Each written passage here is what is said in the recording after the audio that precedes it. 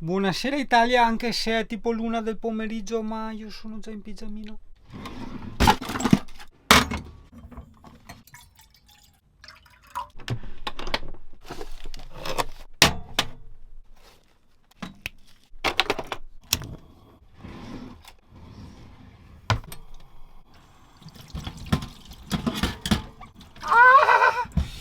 Ah, un bruciore estremo.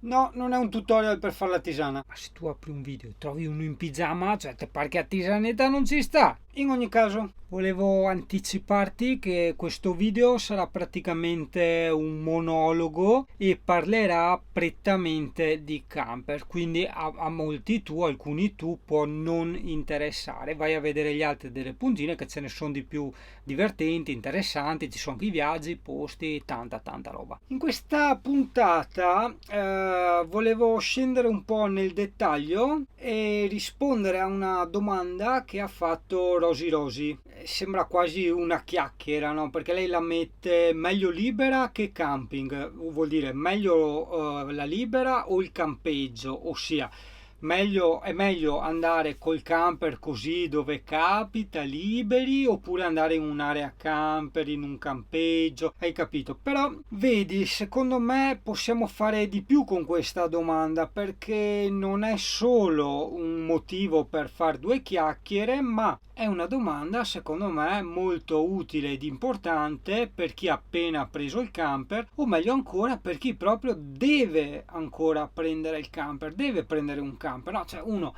scusa, che non ha mai avuto un camper, non ha la minima idea di come funziona. Da me si dice do domande te farà e noi diamo le risposte. Prima di tutto dobbiamo tassativamente anteporre a ogni mia affermazione, ogni mio ragionamento, ogni mio esempio che tutto è soggettivo. Ma attenzione, come avevo già detto anche in un video precedente, ma adesso la spieghiamo un po' meglio, è soggettivo per molteplici aspetti, ossia cosa è meglio fare non dipende solo dalla persona, ok? Quindi dai gusti, dalla pazienza, dalla voglia, dallo spirito di avventura, eccetera, eccetera, che ha o non ha una persona, ma può dipendere anche dal tipo di veicolo. Ad esempio, è diverso per un neocamperista ovviamente che non ha neanche tutto sto spirito dell'avventura andare in vacanza, una vacanza di 10 giorni stanziale, ok? Perché è una vacanza magari su una spiaggia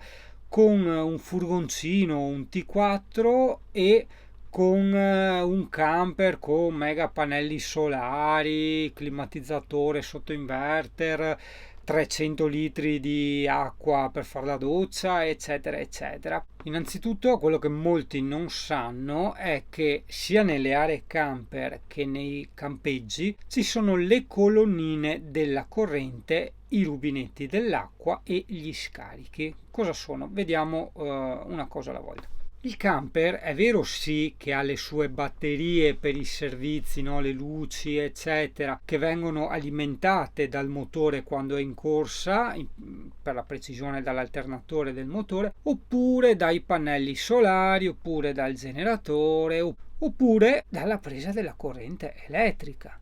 Il camper può essere attaccato alla presa della corrente. Il camper ha una presa, si chiama industriale, quella a tre poli, azzurra. Ciò non toglie che tu a quella presa industriale puoi collegare un adattatore a presa domestica normale, casalinga, e attaccarti pertanto alla tua normalissima presa di casa e caricare così il camper dalla tua presa di casa. In ogni caso, sia le aree camper che i campeggi hanno la presa della corrente del 220 industriale, quindi quella grossa rotonda con i tre poli. Se fossi capitato in un canale serio, adesso sarei andato giù col freddo, avrei preso il cavo della corrente, l'avrei portato dentro, avrei fatto un b-roll, ossia l'inquadratura del cavo, eccetera, eccetera, ma è un canale un po' cialtrone, quindi andiamo avanti con i discorsi. I vantaggi di questa colonnina possono essere molteplici. Ad esempio, ovviamente è sempre relativo al tipo di camper e al tipo di situazione, perché prova a immaginarti sotto alla neve per 10 giorni.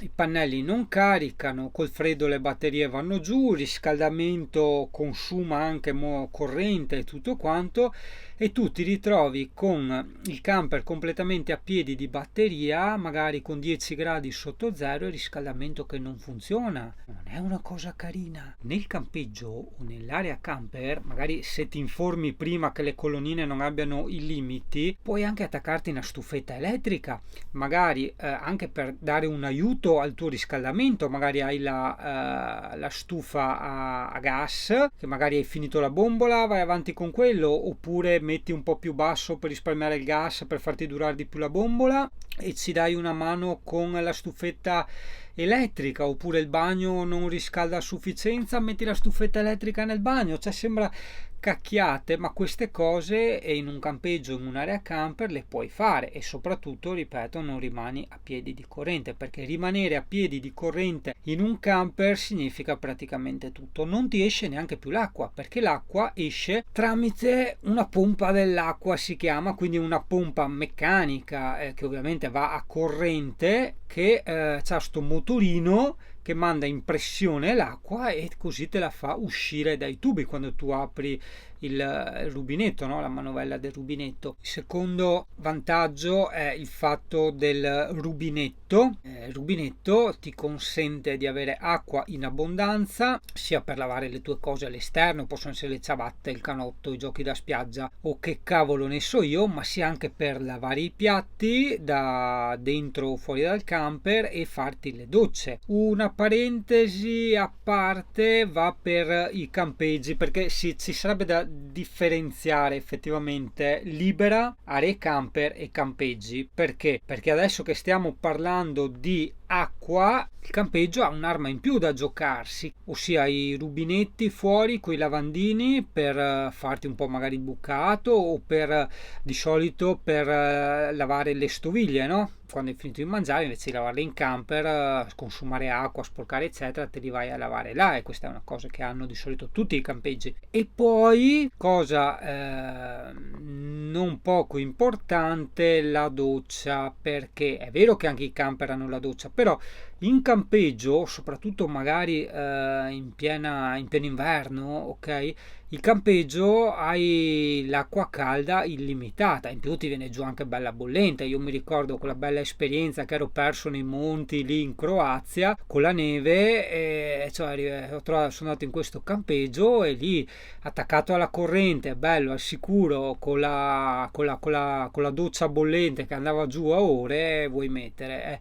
È tutta un'altra cosa. Io adesso mi porto avanti un bel ricordo, no, mi porto dietro un bel ricordo di quel giro, di quella parte della Croazia. Ti dico, la libera ovviamente è bella, soprattutto le prime volte, perché è avventura, ok? Però anche lì, come tutte le cose, ci vuole sempre equilibrio, quindi devi sempre anche un attimo valutare. Prendo l'esempio della Croazia, se fossi stato lì in mezzo sperso nei monti col vento che tirabaltava il camper, veramente ti alzava il camper, e la neve, tutto quanto, senza acqua e corrente né niente, capirai, era un po' una sì, sopravvivevi per carità, ovvio, che sei dentro un camper, non è che sei con una slitta trainata dai cani, chiunque può sopravvivere, però è una rottura di coglioni, secondo me è un po' da sciocchini.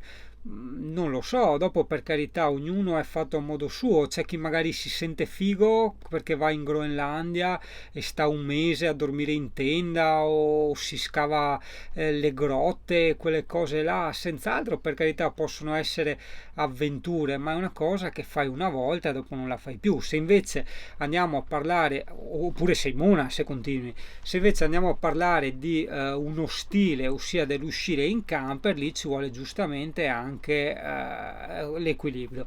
Ok, ce lo siamo dilungati un po' troppo perché stavamo parlando dell'acqua. Una volta che però hai caricato l'acqua, devi anche scaricarla, giustamente. I camper hanno due serbatoi delle acque sporche. Uno si chiama delle acque nere, che tiene la cacca e la pipì, le toilette. L'altro, ben più capiente, si chiama delle acque grigie e tiene le acque usate ovviamente del rubinetto della cucina, rubinetto del bagno e della doccia. È un argomento molto tabù che io non posso trattare, perché ti dico già, se parlo delle acque grigie, se io ti dico che ad esempio tu non usi detersivi o usi quei detersivi biodegradabili che li puoi disperdere nell'ambiente, se quelli che usano nei campeggi, eccetera, eccetera, se scarichi in un tombino la gente ti crocefigge, no? Tipo Fantozzi quando l'hanno crocefisso con la targhetta INPS. E quindi questo argomento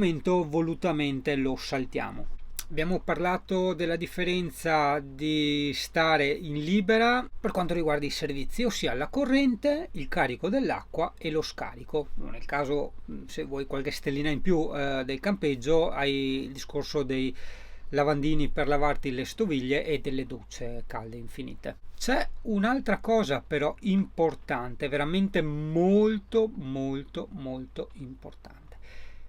Se tu con il tuo camper non ti fai l'uscitina del weekend, ma ti vuoi fare una bella vacanza, magari lontano casa, in un paese che non conosci, in Italia, ma anche all'estero, capirai che ovviamente dipende da che zona d'Italia e da che stati dell'estero, ovviamente, però capirai che non è che ti senti sicuro a lasciar là il camper una settimana, cioè o ti entrano in camper o te lo portano via, hai capito? E purtroppo è una cosa che succede esageratamente spesso. Pertanto il fatto di mettere il camper qui non in un'area camper ma in un campeggio ti consente di vivere sereno. Io, ad esempio, quando sono andato, parlo solo dell'estero per non creare campanilismi tra il popolo italiano, quando sono andato in Francia, nel sud della Francia, che è una zona, per chi la conosce, accadono moltissimi furti dentro in camper, anche con le persone dentro. Io ne ho sentite tantissime di persone, o di tu, o persone che ho conosciuto quando giravo in camper, altri camperisti italiani, che anche a loro gli erano entrati sti ladri in Francia mentre erano dentro, ma non solo nelle autostrade, ragazzo, perché dopo tutti dicono sì, nelle autostrade è matematico. È vero che nelle autostrade è matematico, ma non solo nelle autostrade, succede anche fuori. Quindi vuoi mettere, cioè prendi l'esempio di quando io sono andato in Francia, alla fine sì, ok, vivevo in camper, ma comunque ho il mio lavoro, ho la mia vita, quindi il fatto di essere andato in Francia era visto come una vacanza, ok? Seppur continuassi a vivere in camper, ma non c'entra niente, era una vacanza. Quindi, se io prendo e trasloco la mia casa in Francia e mentalmente voglio fare una vacanza, ossia voglio assaporare il territorio, voglio divertirmi, rilassarmi, compiacermi e anche magari portarmi dietro un bel ricordo di questa esperienza, no? Come avrei potuto? Cioè prova a immaginare sotto il sole cocente, perché le ho girate un bel po' le stradine, sotto il sole cocente, lasciare il camper abbandonato in una strada senza rubinetti dell'acqua, perché là ne trovi infinitamente di più in Italia, e col rischio altissimo che ti venissero dentro o che ti rubassero le cose quando tu non c'eri, eri in spiaggia, cioè ragazzi, che ansia. O comunque anche se la vivevi alla leggera ti ritrovavi senza acqua, ti ritrovavi in una situazione scomoda e ti ritrovavi che se poi ti entravano dentro avevi veramente un bruttissimo ricordo. Quella volta pagai il campeggio 15 euro al giorno, cioè vuoi mettere, io per 15 euro lasciavo lì il camper e mi dimenticavo di tutto. Io prendevo la mia bicicletta e andavo in giro per la Francia, ho fatto Saint-Tropez, ho girato dappertutto con la bicicletta, è stato bellissimo, camminate in centro a Cassis, le calanche in barca, cioè tutte quelle cose, come avrei potuto farle senza aver lasciato la mia casa, che tra parentesi c'era anche tutto quello che avevo dentro, in un sicurissimo campeggio. Vedi, perché tanti sono contrari al campeggio e all'area camper perché è un po' una moda, no? È uno status quo che fa figo la sosta libera, no? Tassativo, sosta libera, campeggio è da sfigati. Da una parte è vero che fa figo e bello la sosta libera, però ti ho appena raccontato, ti ho appena fatto gli esempi, ragioniamo, ci sono situazioni in cui sarebbe veramente da sciocchini far sosta libera, in quanto non ne vale la pena, cioè rovinarti un viaggio per 10 euro, 15 euro, bisogna essere veramente sciocchini, hai capito? Che poi mi piace raccontare questo aneddoto, non l'ho mai raccontato su YouTube, ma adesso lo racconto. Si parlava una volta con un signore, con un tu, che lui andava molto spesso nelle aree camper e nei campeggi, o meglio, lasciava il camper nelle aree camper o nei campeggi e se ne andava via per i cavoli suoi. E perché? Per la tranquillità dei furti. E lui diceva: ma tutta sta gente che ha sta fissa della libera, ma sta fissa della libera nel senso che disprezza il campeggio e l'area camper, si paga 200-300 euro di assicurazione contro i furti, perché lui diceva: ne conosco che fanno così. E lui effettivamente ha fatto sto esempio che non dimenticherò mai. Lui ha detto: io non è che vado tutti i giorni o proprio tutte le settimane in giro col camper, quindi metti quei 200-300 euro all'anno di assicurazione per il furto, con quei 200-300 euro sai aree camper e campeggi che mi vengono? Quello lì è stato l'uovo di Colombo, cioè c'aveva ragione quel signore là, è vero? Cioè, ti paghi una sorta di rata dell'antifurto o della polizza per il furto, cioè effettivamente è vero, vai in vacanza in un posto, paghi quelle 10 euro al giorno e stai sicuro che il camper non te lo rubano e non ti vengono a rubare dentro. Effettivamente ci sta, io questa me la sono veramente fatta mia e la sto mettendo anche in pratica, insomma, ecco. Continuo sempre a fare libera, però se devo andare in certi posti o in certe situazioni che possono essere vacanze o voglia di rilassarsi e divertirsi, ovviamente vado nelle aree camper e nei campeggi. Certo, poi con me spesso può capitare che viene via anche Alessia e il bambino, capirai che si è in tre, le esigenze sono diverse, ma soprattutto stiamo parlando non di tre camperisti, ma di uno che, vabbè, camperista che ci vive da anni e sa gestire le cose. Gli altri due, cioè, li difendo a spada tratta, giustamente, non hanno la minima idea, nel senso non hanno il tatto di come si usa un camper, della serie lasciano per lavarsi le mani o i denti lasciano andare molta più acqua, ma non lo fanno con cattiveria ovviamente, perché tipo, faccio un esempio assurdo, io per lavarmi i denti uso 1 litro, in una casa uso, una persona normale ne usa 20, loro in camper, sapendo che sono in camper, ne usano 10. Io però comunque ne uso 1, quindi è comunque 10 volte di più, seppur consumino molto meno rispetto a casa, hai capito? Quindi ci sono quei consumi non solo dell'acqua ma anche dell'elettricità, lasciare tutte le luci accese o anche certe strisce a LED che fa carino vederle accese, ma consumano 1 ampere, 2 ampere l'una, quindi tante cosine che io, che il camper lo vivo tutti i giorni, le macino in automatico, ok? E per altre persone sarebbe abbastanza frustrante dover stare là, oh mio Dio, chiudi, hai capito? Una volta ogni tanto sia l'avventura, dopo si inizia a farlo spesso, bisogna trovare sempre quell'equilibrio. L'equilibrio si raggiunge col tempo. Per il momento, visto che quel tempo non è ancora arrivato, ci troviamo benissimo andando nei campeggi o nelle aree camper. Non voglio sembrare esagerato e qui c'ho anche più testimoni, perché eravamo a un raduno, una volta siamo andati con Alessia e il bambino a un raduno, mi pare che era a Tramonti, ok, per fortuna che c'era l'area camper attaccata, e in meno di 24 ore il serbatoio delle nere era strapieno. Abbiamo visto le nere che iniziavano a perdere fuori, ho detto no, porco cane, si è rotta la guarnizione della ghigliottina. In realtà no, era talmente pieno che stava strasbordando, e mentre stava strasbordando, mi ricorderò sempre, c'era Alessia che tirava l'acqua. Questo per dire, perché se sei da solo che sei maschietto, sai come funzionano le cose, la pipì vai a farla sempre fuori, o se sei in situazioni particolari ti fai la bottiglia, tante altre cose che chi ha fatto campeggio le sai, sono normali. Altrimenti, ragazzo, non sei in una casa, devi per forza andare in un'area camper o in un campeggio.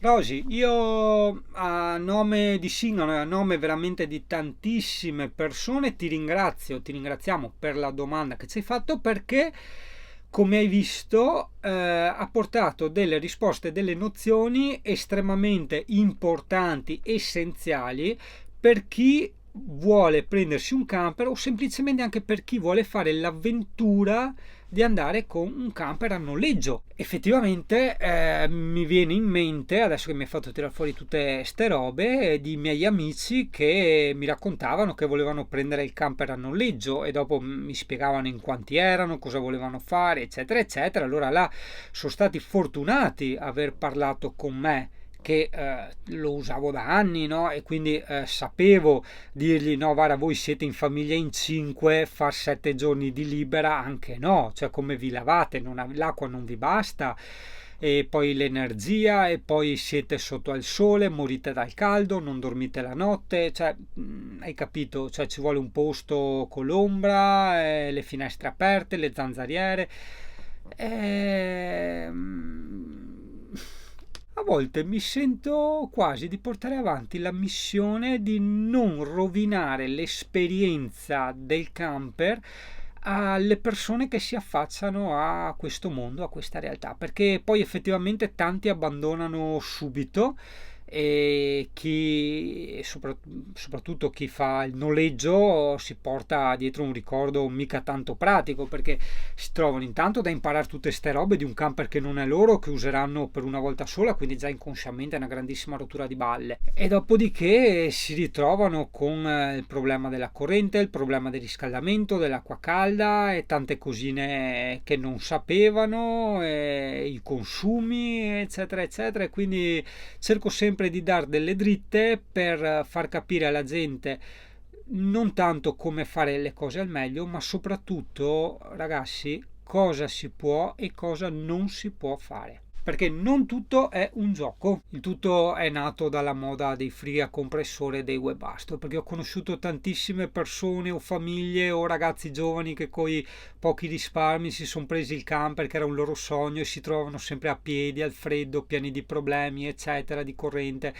E perché si danno le informazioni sbagliate, cioè che è normale avere il webasto, è normale avere il frigo a compressore, eccetera eccetera, e tra le informazioni sbagliate o mancanti c'è anche il discorso che ti ho fatto delle capacità del serbatoio delle acque, sia le pulite che le sporche, e appunto la quantità di energia che un camper ha. Italia al prossimo pippone.